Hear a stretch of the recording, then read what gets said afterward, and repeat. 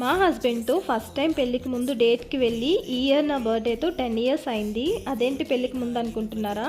డిసెంబర్లో మా ఎంగేజ్మెంట్ జరిగింది, మ్యారేజ్ వచ్చి ఫిబ్రవరిలో అయింది. సో జనవరిలో బర్త్డే రోజు సర్ప్రైజ్గా సడన్ ఎంట్రీ అయితే ఇచ్చారు. ఆ రోజు ఫస్ట్ గుడికి వెళ్ళి తర్వాత మూవీకి, లంచ్కి, అలానే అదే రోజు ఫస్ట్ టైం డ్రెస్ కూడా తీసి ఇచ్చారు. ఇలాంటివన్నీ ఒక స్వీట్ అండ్ క్యూట్ మెమరీస్ కదా. నేనే కాదు మా హస్బెండ్ కూడా ఇలాంటివన్నీ బాగా గుర్తుపెట్టుకుంటారు. మరి ఈ ఇయర్ నా బర్త్డేకి అయితే ఫంక్షన్ హడావిడిలో ఉండి ఎక్కడికి వెళ్ళలేకపోయాం.